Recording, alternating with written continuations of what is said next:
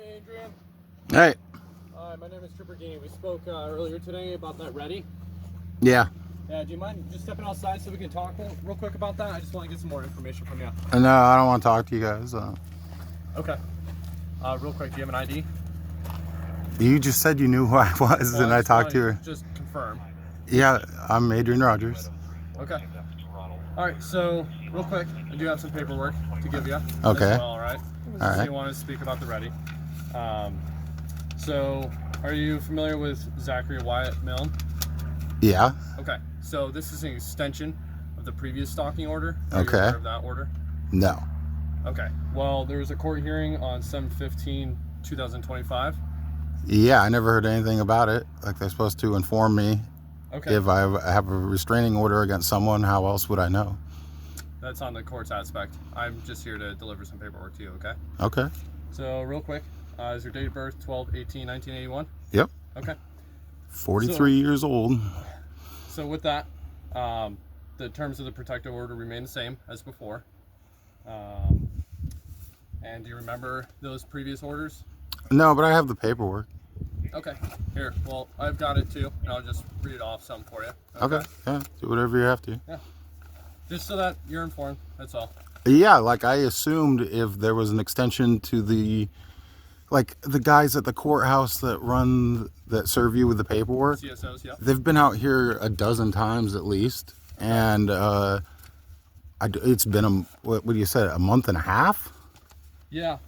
They couldn't give me a phone call in a month and a half?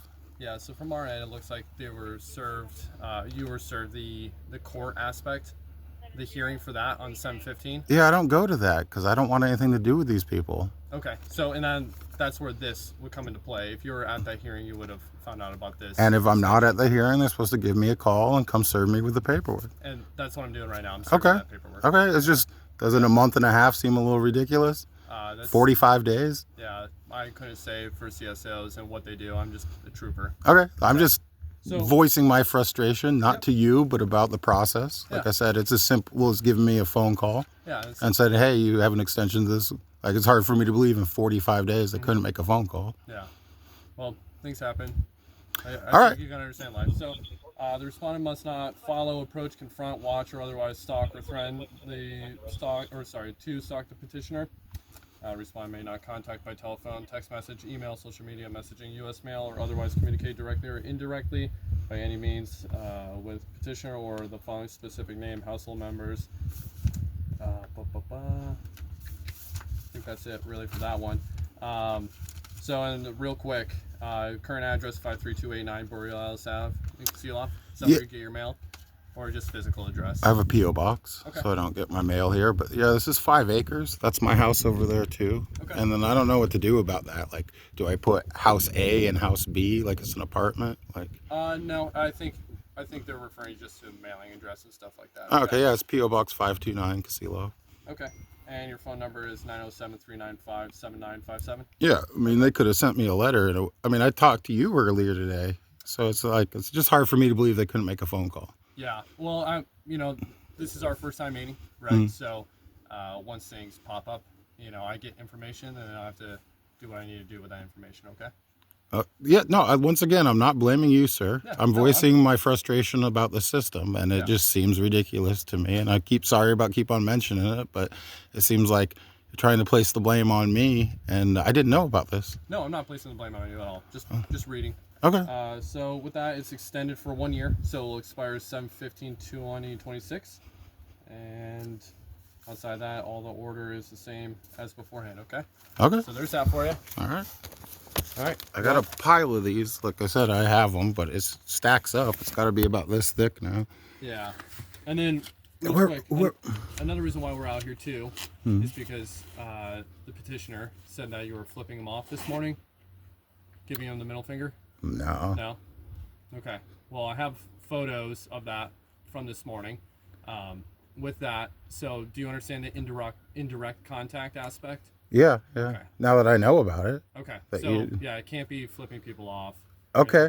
I did flip somebody off, but I didn't think it was them. Like they were driving a vehicle I don't know about, I guess. Yeah. So, and that's another reason why we're here today, because that order, he called said he violated the order, but you weren't served the documents, so you can't be charged for a crime that you didn't know. I really didn't. Like, I No, assumed within 45 days, like, honestly. Like, No, and that's why I'm serving the paperwork, because you weren't served, so that's why I'm here, okay? Okay, so, well, like, this is a reoccurring thing where people use the restraining orders as if they're being stalked or, like, raped because they don't like me.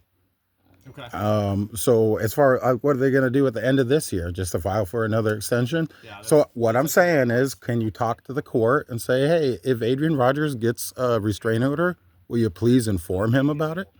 It's as simple as making a phone call. We have his number. We know where he lives. We also have to get the paperwork to you as well. So I'm not, like I said, they've been out here at least a dozen times. Okay. And it's not the troopers, but it's like the courthouse troopers. I think it's a slightly different department. Correct. Yeah, they wear brown shirts. And they're always super nice guys. Yeah. And they're like, I never have a problem with them. Like a lot of times they just show up. And I'm just out in the yard working. I'm like, hey, what's going on? Yeah. Okay. And then whatever I'm doing, I'm like, yeah, look at this project. I don't want anything to do with those people. Like, I wish I had a restraining order against them. Like, I have Facebook, Instagram, and TikTok accounts. And you can, when you post a story, you can see who looks at your account. They check my account every single day. Okay. And these are people that say I stalk them. So every single day. With that's the same manner, right? So I'm aware that you're aware of the court and how that goes. So you have to take that to court, okay? Yeah, and I just don't like dealing with court. No offense, you know what I mean? But like, I'm on jury duty call in. So like, I've been calling in every night for the last 25 days and I'm not needed. But geez, I don't like going to court, and I don't think you guys really want me on a jury. So like, I don't get that. Yeah. But also, like, when these things come up, I'll tell you what happened. Like, when the original restraining orders came up, I went to court, and those people sat there and made up stories for so long that the judge is like, we only have a half an hour scheduled for this restraining order. Will you please come back? But I was served with 4 restraining orders, and I don't live in Kenai.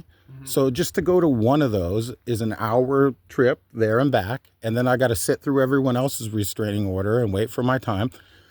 How much time do you want me to put into someone that doesn't like me? Yeah. Like, you know, like a 40-hour week in a year, just because someone is offended by me? And I don't really understand that. Like, I'm not I did get the paperwork that they were going to have that court date. Okay. And in the paperwork, it says, yeah, Adrian has done nothing in the last year.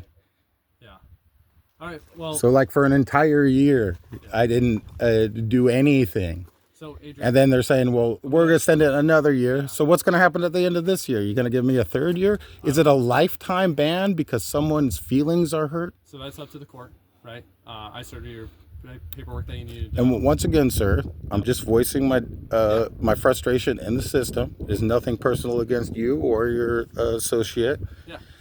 And I just had a stressed out day. If you want to talk about the ready thing, you can walk over there and look at that garage. He never had permission to put stuff in there. Okay. That garage is huge. People think that's a little open door? Yeah, people think that's a little cabin. Yeah. It's a 3-bedroom house with a full basement. Oh. And then there's a garage, there's a jacuzzi in that garage. Like, it's huge in there. He came back here at midnight drunk. And then he hooked up to this trailer and like couldn't back it up to the garage.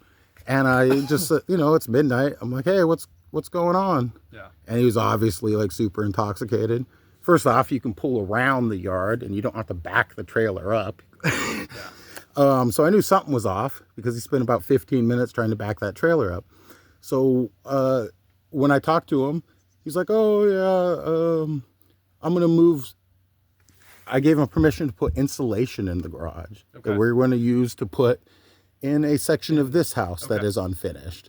Did not give him a permission to move all his stuff in. It's like, you can go look. It is a massive amount of stuff in there that he moved in 8 hours. Yeah. So unfortunately, that's another civil aspect, right? Yeah, but that's a little weird. Wouldn't that stress you out if you're renting? Like, you own 2 houses. You're renting someone a room in one house.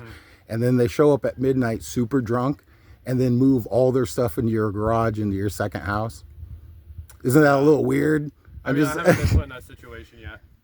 But Adrian, if you want to take that to court, you can. Yeah. More than willing to. And the only reason I have to get going now. The only reason that house is empty is like real quick. I'm gonna say goodbye. All right. It was nice meeting you. Yeah. Have a good day, man. Yeah, Nothing you too. personal at all.